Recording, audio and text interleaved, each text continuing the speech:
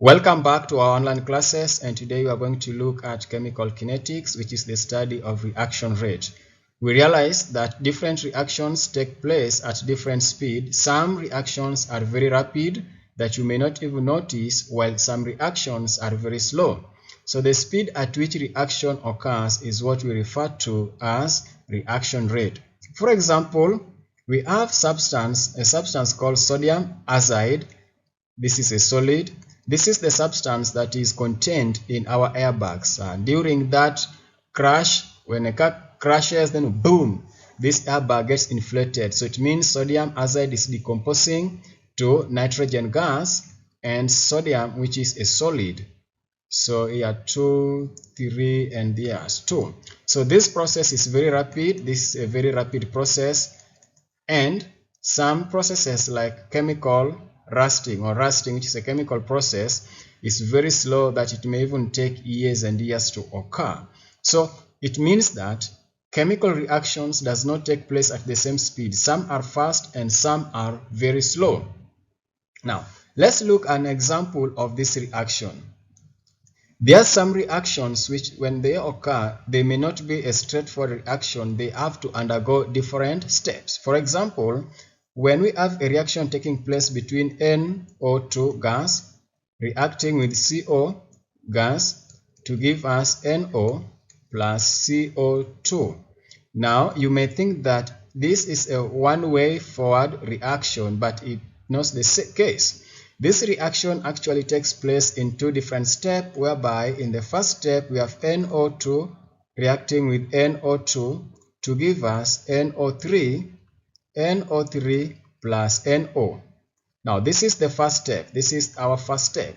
You can see that NO3 is being produced in the first step, and what's going to happen to this NO3? It is going to be used in the second steps, whereby we take NO3, react it with CO to give us NO2 plus CO2. All of them are gases. So if you look at this is the second step, and if you look at the first step and the second step, we have NO2 here, we have NO2 here, leaving us with one NO2 in the left hand side. NO3 on the reactant side of the second step cancel NO3 on the first step of the product, leaving us with NO2 plus CO to give us CO2 plus NO, this one. So this overall reaction is this reaction here. So you can see that there are some reactions which involve several steps for the product to be formed. So that stepwise pathway that reactants takes to reach at the products is what we call reaction mechanism. It's a step-by-step molecular level view of the pathway from reactants to products. And in this case, in this reaction, for example, our first step is the slowest step and the second step is the first step. So the rate of this reaction is being determined by the first step, which is the slowest step.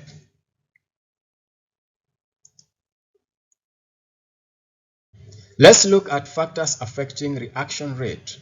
Now, physical state of the reactants, whereby we can classify them as either homogeneous or heterogeneous. When we refer to physical state of the reactants, to which states are they? Are they gases, are they liquids, or are they solids? Homogeneous reactants means that all the reactants are in the same physical state. All of them can be gases or liquids or solids, while heterogeneous reactants means that the reactants are in different phases, either liquid and gas or solid and liquid. Now, when it is homogeneous reactants, for example, gases, the reaction rate will be so quick because we know the nature of gases. They move so fast. However, when it is solid, remember, solid does not move. They vibrate in their fixed position. So the reaction will be very slow unless we can increase the surface area of these solid reactants so that we can increase the rate of the reaction. So homogeneous reactants will be much faster, especially in gases, compared to liquid and then to solid. Reactant concentration. Higher concentration, high collision of reactant molecules, and faster the reactions. So let's take an example in this container A where we have only 3 reactants, and in container B, 3 molecules, while in container B we have a lot of molecules or reactant molecules. So this is B. So A, the concentration is very low, so meaning that the collision area is very low, and therefore the reaction rate will be very slow. In reactant B, or in container B, there are a lot of reactants, and because there are a lot of reactants, the collision is going to be very high, and that's going to make the reaction rate to be very faster, because these reactant molecules can collide against each other easily. There's enough of them to collide against each other, and during that collision process, then the rate of the reaction is going to go up. So the higher the concentration, the higher the collision of reactant molecules, and the faster the rate of reaction. We have reaction temperature. How does the reaction temperature affect the reaction rate? We know, according to kinetic molecular theory, is that the higher the temperature, the higher the kinetic energy.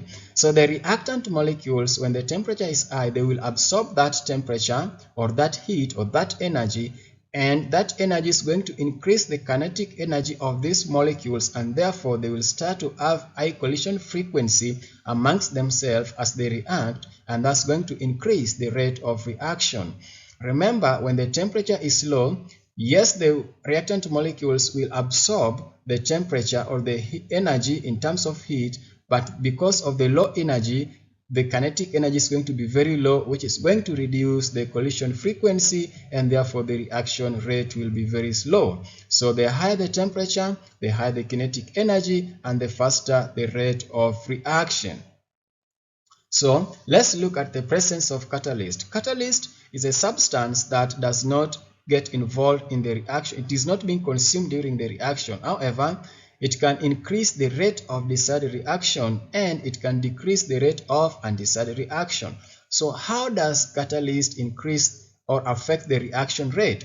Remember, for any reaction to occur, we need activation energy, which is the minimum amount of energy that we need for a reaction to take place. So if in case, let's say, the activation energy is very high, the reaction rate will be very slow, because we need more of the energy to start breaking the bonds of these reactants and to make them collide against each other so that we can have reaction happening. However, in the presence of catalyst, this amount of energy can be reduced to something very small, and therefore with the presence of catalyst, the reaction is going to be very faster, because the catalyst is going to lower the activation energy. So you must be able to understand and explain the concept of how these factors affect the rate of reaction. How do they increase the rate of reaction, and how do they decrease the rate of the reaction? Now, rate of reactions can be determined by monitoring the change in concentration of either reactants or products. So sometimes, for example, you start your reaction at time is equal to 0, and in this container A, you have how many reactant molecules? Let's say you have 6. And as time goes by, when t is equal to 10 seconds, in container B, where we have the products, then A has been reduced to 3 and B has been formed, so 3 moles of B has been formed. So it means that initially the moles of A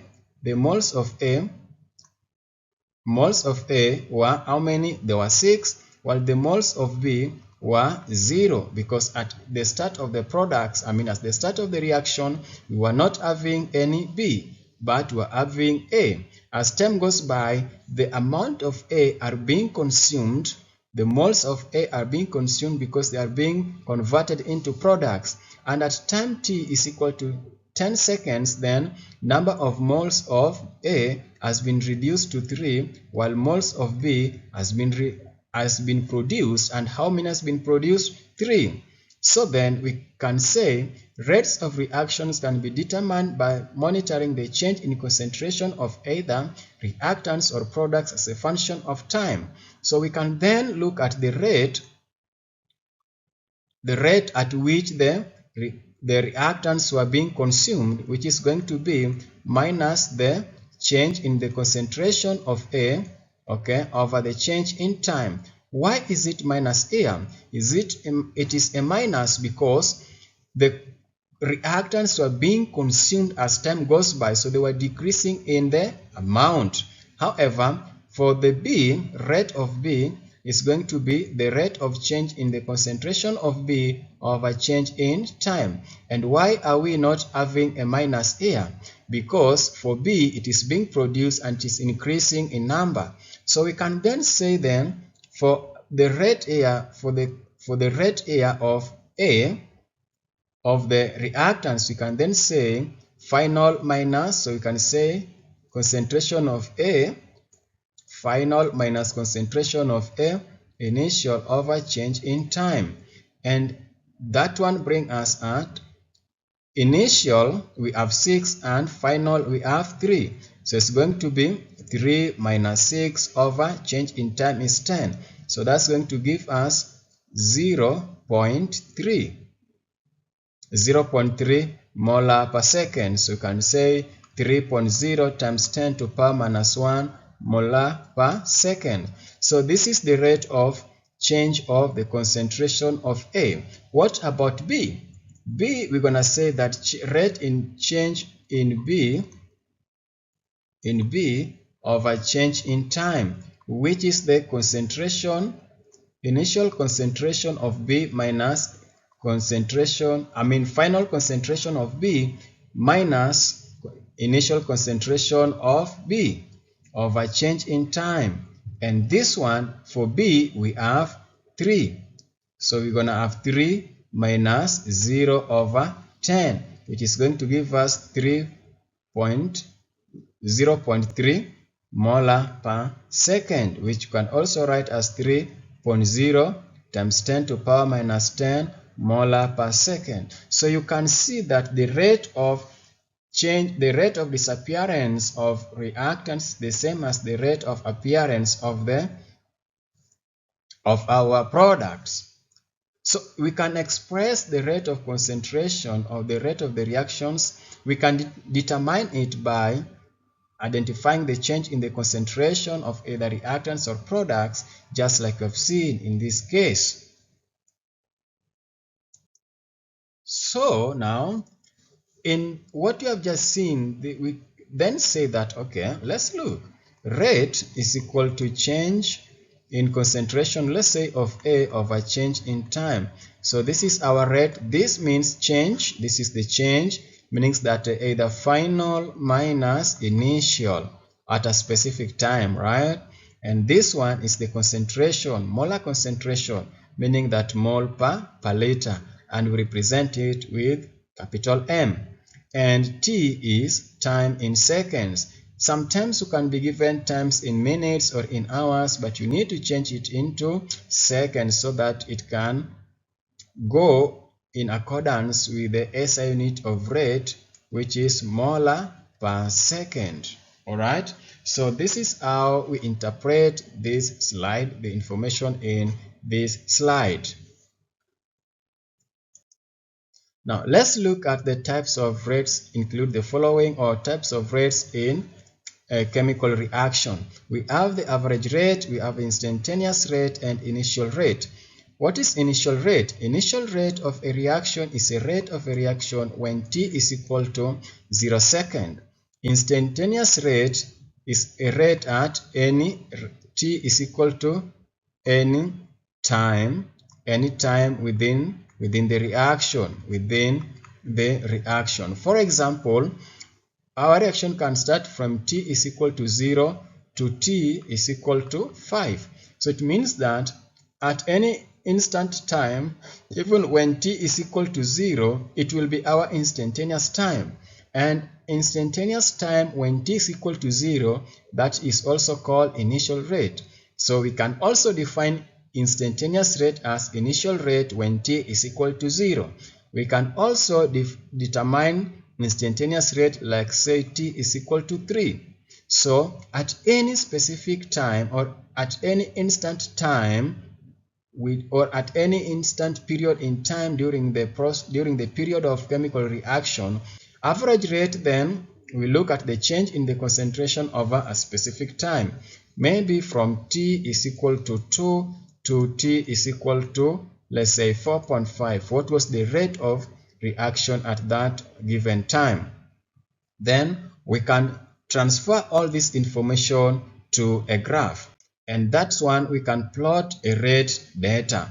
So let's say then in our reaction we have plotted, this is our data and this is the table and this is the change in concentration. So we know that initially, for example, when A is being converted to B, we know as time goes by, the concentration of A decreases while the concentration of B goes up because A are being converted to B. And therefore, let's say we start with the concentration of A at 5.0 moles. So let's say here is 5 and T is equal to 0. So as time goes by, the concentrations are being decreased in time until it reaches a point whereby it has reach either, let's say, equilibrium, or it has been consumed all.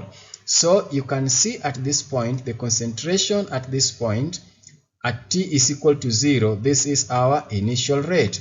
So it's the change in concentration when T is equal to 0.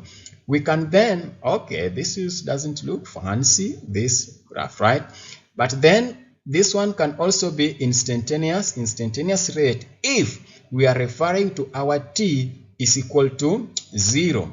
However, we can then decide, let's say here is T is equal to 2, T is equal to 4, T is equal to 6, T is equal to 8. So you can see as time goes by, the concentration decreases, right?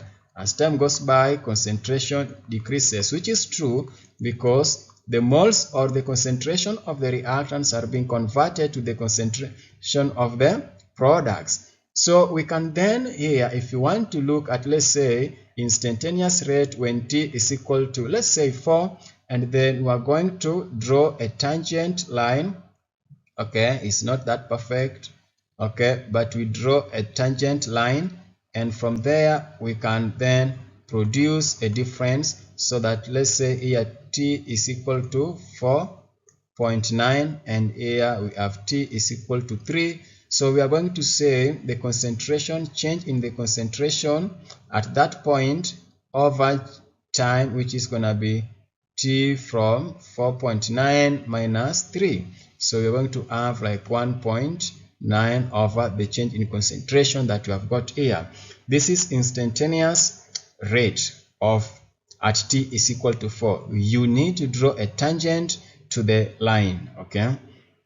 And then average rate, then it will depend because it's the rate at a specific time, okay, of a specific period of time. So you can say from T is equal to 1 to T is equal to, let's say, 7. So then you can come here and then, okay, yes, T is equal to 1 and T is equal to 7. Then you check at the difference in the concentration or the change in concentration within that specific time period, and then you find the average rate. So we can also look at reaction rates and stoichiometry. There are some times whereby, let's say we have X is being converted to Y, and this is in the ratio of 1:1. Alright. However, there are some times whereby A plus B, for example, give us C plus D. Let me just write it here. A plus B give us C plus D. So if we were to include the stoichiometry, then we're going to have A, B, C, and D. In this case, then we can say that the ratio is not 1:1. It is not 1:1. Okay, so then how can we do then?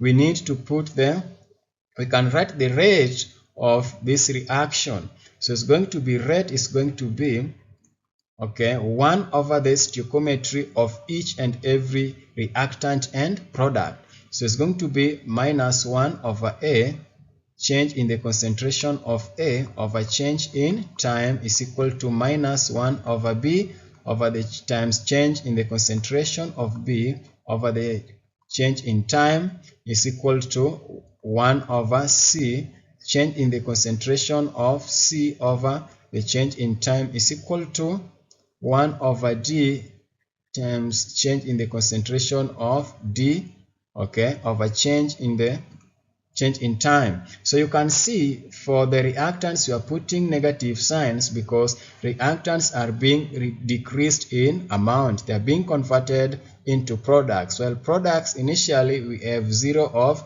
C and D at the beginning of the reaction. So as time goes by, as we saw in that our graph, as time goes by, the products are being produced, and that is why C and D, this here is positive.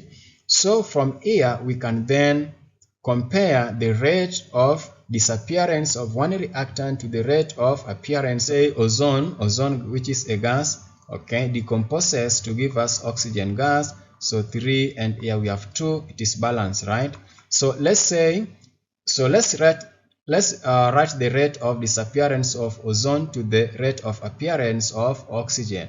So that's gonna be rate is equal to 1/2 minus change in the concentration of ozone over change in time is equal to 1/3 over the change in the concentration of oxygen over the change in T.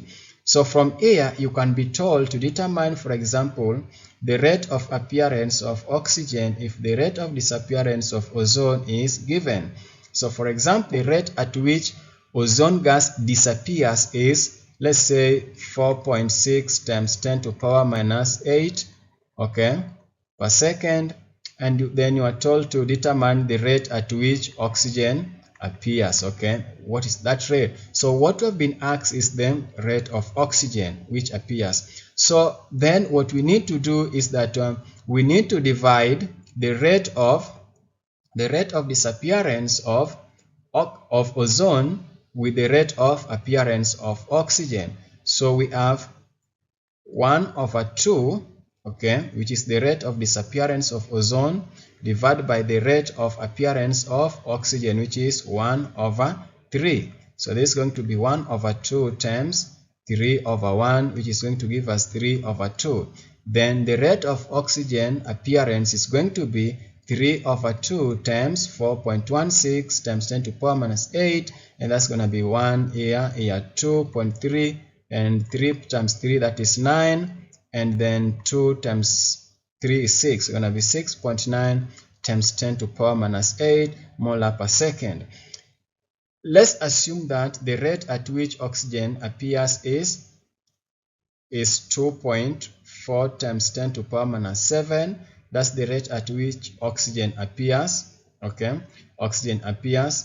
Now if we are told what is the rate at which ozone gas disappears, just like we said that now we have been asked in this time round the rate of disappearance of ozone. So what we are going to do, we are going to say 1/3, which is the rate of appearance of oxygen, divided by the rate of what we have been asked, which is 1/2. So this is going to be 1/3 times 2/1, which is going to be 2/3. So the rate of disappearance of ozone is going to be 2/3 times 2.4 times 10 to the power minus 7. 3 goes here, 1, 3 goes here, 0.8. 0.8 times 2 is going to be 1.6. It's going to be 1.6 times 10 to the power minus 7 molar per second. So this is how you can try to relate the rate of disappearance of the reactants to the rate of appearance of the products. Sometimes I tell students that, look, take the stoichiometric ratio, okay, of what you have been asked to what you have. For example, we have been asked in the first scenario the rate of appearance of oxygen, right? So I tell them, take the stoichiometry of what you have been asked, let's say in this 3, divide by the stoichiometry of what you have, which is 2, then multiply with the rate that you have been given, which is theoretically is fine, but then we need to go through this way to show clear understanding of the concept of rate of reaction rates and stoichiometry. Now we can then relate the rate law, which indicates the relationship between the reaction rate and the concentrations of the reactants. The exponents tell the order of the reaction with respect to each reactant, while the overall reaction order can be found by adding the exponents of individual reactants. For example, then, or what we're trying to say is that once we have a reaction taking place, for example, A plus B to give us D, right? So in this case, we have two reactants, A and B. So we can relate the rate law, we can write this rate law by saying that our rate law is equal to rate constant times the concentration of A times the concentration of B. Okay, this is the rate constant, and the rate constant is going to tell us the order of the reaction, because at a certain point, rate constant is equal to rate divided by the concentration of A and the concentration of B. And if we know the SI unit of rate constant, rate is molar per second, and here we have 2 molar, so molar cancel molar, so this is going to be per molar per second, which is a second order reaction. So K is equal to this, which tell us that it's a second order overall, and you can see it is first order with respect to A and first order with respect to B, and that is 1 plus 1, which is 2, which is a second order overall. Or we can have rate is equal to, if a reaction is equal to A is being decomposed to give us B, then our R is equal to K and the concentration of A, and that in case K is equal to R over concentration of A, which is M per second over M. So M cancel M, and you are going to have per second. So this is a first order reaction overall, and you can see it. So now the relationship between the reaction rate, the one that you have seen, this reaction rate, and the concentration of the reactants and the concentration of the reactant is what we call a rate law. Now let's look at the concentration effect on rate. What does the effect of concentration on the rate of the reaction? So remember, when we wrote, let's say we said that this reaction, okay, plus NO2 to give us NO3 plus NO. This is a second order reaction experimentally, and we can write that R is equal to KNO2 to the power 2, because this is first order and this is a first order. But however, this one does not mean that, is not the same as saying that this is 2NO2. This is a stoichiometry, but this is the order of the reaction. So what I want to make a clarification is that the order of the reaction and the stoichiometry are two different things. Sometimes you may be lucky to find that the order and the stoichiometry coincides in that reaction. However, the order of the reaction has to be determined in an experimental way. So you go to the lab, you react to reactants, and then you run series of experiments. So in each and every reaction, or in each and every experiment, you will be recording the rate of that reaction. So let's look. We have initial concentration of A and initial concentration of B, and then we have the rate. So let's look how the concentration is going to affect the rate. Let's look at experiment 1 and experiment 2 in both the reactants. So in the reactant A, this one, you can see that in experiment 1 we have 0.01, and in experiment 2 this one doubles. However, the concentration of B remains the same. And what happens to the rate of the reactants in A and in number 1 and number 2? They doubles. So you can see that doubling the concentration of A while keeping the concentration of B constant doubles the rate of the reaction.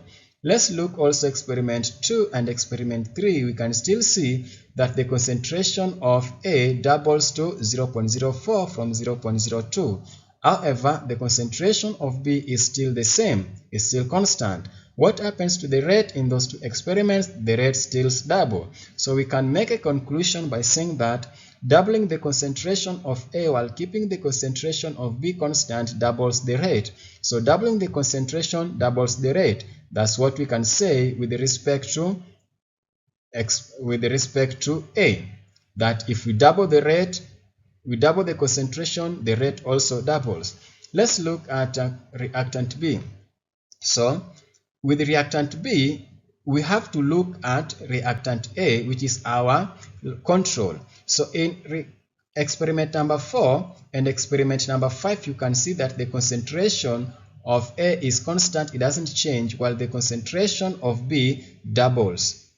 What happens to the rate? The rate also doubles. So let's look experiment 5 and 6. For reactant A, the concentration is still constant while the concentration doubles for the reactant B. What happens to the rate? The rate also doubles. So in reactant B, it also tells us we can make a conclusion by saying that doubling the concentration of B while keeping the concentration of A constant doubles the rate of the reaction. So it means that also in B, doubling the concentration, when it goes by power of 2, this one also double. So we can come up in a conclusion by saying that in this experiment, when we double the concentration of A while keeping the concentration of B constant, the rate of the reactions doubles. And if we double the concentration of B while keeping the concentration of A constant, the rate of the reaction also doubles. And therefore, it can tell us the order of that reaction. When we double the rate of the concentration, when we double the concentration of a reactant and its rate doubles, it gives us a first order. So it gives us a first order. However, if we double the concentration of a reactant and the rate of the reaction remains constant, then it gives us a zero order. But if we double the concentration of a reactant and the rate quadruple, it means that if the rate goes by the power of 2, if we double the concentration, the rate goes to quadruple to power 4, it gives us second order. Or if we triple the concentration and it goes to the power to the 9th fold, that is a second order. With the first order, remember, doubling the concentration double the rate of the reaction. Tripling the concentration triples the rate of the reaction. That is a first order. So we can make a conclusion and say the order of the reaction in this case is first order with respect to A. So we can say our R is equal to K, which is first order with A, first order with respect to A, and first order with respect to B. So we don't need to put this one because it is a first order. It will be more prudent to put them if it is a second order. So we can say that our R is equal to K, concentration of A, concentration of B, and this tells us that the overall reaction order in this case is 1 plus 1, which is 2. So we can make a general conclusion by saying that the concentration, the order of the reaction is first order with respect to A and first order with respect to B and second order overall. So that's how we determine the the order of the reaction. Remember, the order of the reaction is not the stoichiometry ratio of that reaction. Sometimes you may get confused because you may find that in some circumstances, you may find that the order of the reaction is the same as the stoichiometry. It may coincide, it may happen, but the order of the reaction is being determined experimentally, just like we have done. Thank you for watching. Let's meet again in the next lecture. Hey, remember to subscribe if you are not subscribed. Thank you for those who are coming back. For those who are coming for the first time, welcome, share, like the video, subscribe for more updates. Thank you.